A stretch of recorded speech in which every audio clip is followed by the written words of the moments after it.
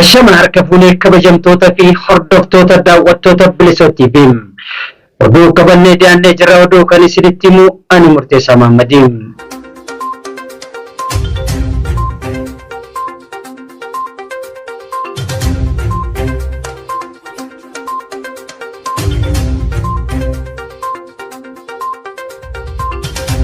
Amma oduu ijoom. Godina Qeellam Wallaggaa aanaa Daallee sadii keessatti waraanni Bilisiginnaa hidhaa hammeessuun ona Sayyoo keessatti reebicha jabeessaa jiraachuun dhagahameera. Godina Kaabaa Shaggar aanaalee garaagaraa keessatti waraana bilisummaa Oromoo galchaa jechuun uummata rakkisaa jiraachuun baramee jira. Mootummaan naannoo Gambeellaa magaalaa Gambeellaa keessatti dararaan ilmaan Oromoo irratti raawwatuun jabaatee itti fufee jiraachuun dhagahamee jira. Godina Bahaa Wallaggaa aanaa Waamaa Haloo keessatti waraanni maafiyaa Bilisiginnaa tasaa kiyya ta'uun didda jechuun namoota hidhuu itti fufee jira. Qaamoleen murnaa faashistii Itoophiyaa gandoota Baalee lamaan keessatti manneen barnootaa hedduu irraa tokko barataa irraa maqaa buusii gonfaa jechuun qamadii kiiloo giraama 5 akka kennaniif dirqisiisaa jiraachuun baramee jira. Kabajamtoota fi hordoftoota daawwattoota keenya oduu hafan wajjin turtiin keessan Bilisoo TV.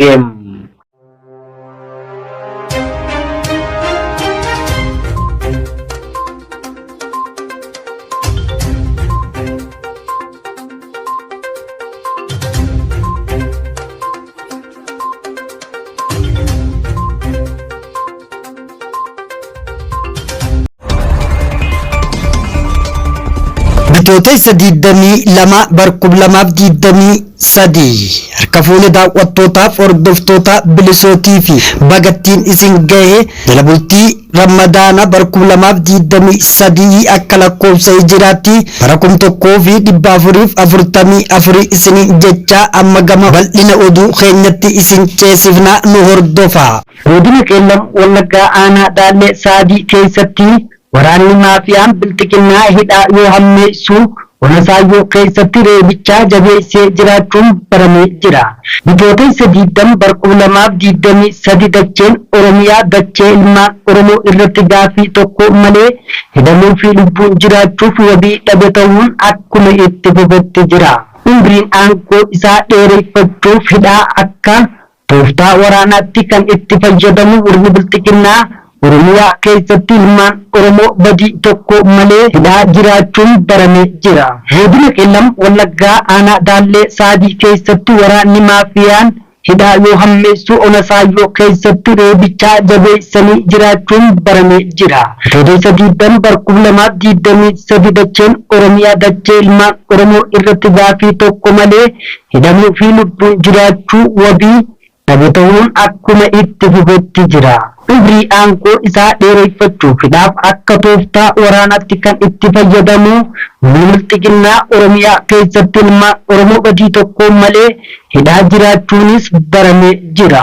Torbee darbee irraa eegaluudhaan bifa haarawaan godina Qeellam Wallaggaa aanaa Daallee sadii keessatti waraanni shororkeessaan ilmaan Oromoo irratti hidhaa hammeessuun kan jiru yoo ta'u namoonni hidhamanii jiran Laallisaa Tafarraa, Mujaaloo Dazzaaleen, Duramaan Imaamuu fi Naasir Imaamuu dabalatee namoonni 120 ol yakka tokko malee waajjira poolisii magaalaa Haroo Sabuutti hidhamanii jiraachuun maddeen Bilisoo TV'f himanii jiru. Dhuma biraatiin ammoo bitootessa 17 barkuu 2023 godina Qeellam Wallaggaa aanaa Sayyoo Dandamaaxaa keessatti waraanni goolessituun PP manguddoo ganna 62 obbo Salamoon Mangashaa jedhamu daandii irraa reebuun haalli fayyummaa isaa sadarkaa yaaddeessaa irra jiraachuus maddeen Bilisoo TV'f himanii jiru. Godina Kaaba Shaggar aanaalee garaagaraa keessatti waraanni bilisummaa Oromoo galchaa jechuun uummata rakkisaa jiraachuunis baramee jira. Murni Bilisiginnaa godina Kaaba Shaggar aanaalee garaagaraa keessatti waraana bilisummaa Oromoo galchaa jechuun uummata nagaa rakkisaa jiraachuun baramee jira. Bitootessa 20 barkuu 2023 murni shiraa fi olola malee rakkoo siyaasa impaayerettiis ta'e Oromiyaa kennuu hin feene furmaata battalaa godhachuun dhimma waraana bilisummaa Oromoo irratti hojii bu'aa hin qabne hojjechuun itti fufee jira.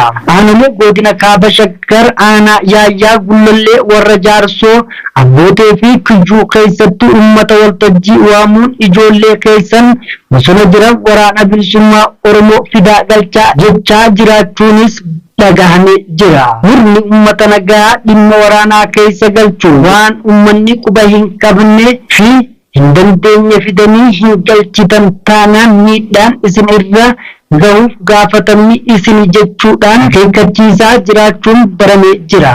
Kana malees warreen ilmaan keessanii fi firoonni keessan miseensota waraana bilisummaa Oromoo ta'an nutti dhukkaasaa jiran torbee kana keessa fiddanii galchuu qabdu jechuudhaan lubbuu isaaniitti akeekkachiisa kennaa jiraachuun maddeen bilisoo TV'f himanii jiru. Mootummaan naannoo Gambeellaa keessatti dararaan ilmaan Oromoo irratti raawwataa jiraachuun baramee jira. Jeetiin diidam barkuu lamaaf jiidamii sadii murni ilmaan Oromoo impaayirratti bakka cufatti hidhattoota isaa itti bobbaasuun miidhaa irraan gahuu filxiqinnaan mootummaa naannoo Gambeellaa magaalaa Gambeellaa keessatti ilmaan Oromoo irratti dararaa qaqqabsiisaa jiraachuun baramee jira. Keessaa ilmaan Oromoo magaalaa Gambeellaa keessa hojiif jiraatan halkayyoo dalagaa irraa galan reebuu fi qabeenya isaanii saamuu fi qabanii hidhaa jiraachuun dhagahamee jira. Ilmaan Oromoo magaalaatti keessa qabamanii hidhaman gariin mana hidhaa magaalichaa keessaa dararamaa kan jiran yoo ta'u gariin ammoo achii qabamanii manneen hidhaa akka Mattuufaatti geeffamuun shiraarfamaa jiraachuun maddeen bilisootii fi himanii jiru. Godina Baha Wallaggaa aanaa waamaa hagaloo keessatti waraanni maafiyaa biltiqinnaa caasaa kiyya ta'uu didde jechuun uummata nagaa hidhaa jiraachuun baramee jira. Jeetiin diidam barkuu lamaaf jiidamii sadii ilmaan Oromoo hidhuu fi dararuun akka tooftaa waraanaa fi tasgabbii bulchiinsa isaanii kan itti fayyadamu biltiqinnaan godina Baha Wallaggaa keessatti dararaa fi hidhaa kan dur caalatti jabeessee jiraachuun baramee jira. Jeetiin 18 barkuu lamaaf jiidamii sadii godina Baha Wallaggaa aanaa waamaa ogoloo ganda goosanii bobbaatti manguddoo ganna 46 ol obbo Taamiruu Qananii maatii isaa waliin guutumaa guututti qabuun hidhanii jiraachuun baramee jira. Obbo Taamiruu Qananii bulchiinsa ganda goosanii bobbootti kaabinoonni murna biltiqinnaa dura taa'aa godhanii yeroo muudanitti caasaa murna biltiqinnaa kanatti ijaaramuu waan dideef waraana bilisummaa Oromoo waliin hidhata qabda jechuudhaan sodaa yakkanii maatii isaa waliin mana hidhaatti dararaa akka jiran jiraattonni bilisoo TV'f himanii jiru. Amma oduu biyyaa hiriirri mormii Keeniyaa fi Afrikaa kibbatti mootummaan uumame muddama cimaa uumee jira. Misri keessatti qaala'insi jireenyaa haalaan dabalaa dhufaa jiraachuun dhagamee jira. Kabajamtoota fi hordoftoota daawwattoota keenya egaa oduu warraaf qabannee asumarratti goolabnaa turtiin keessan bilisoo TV wajjin haa ta'u isin jenna. Horaa bulaa nuuf jiraadha.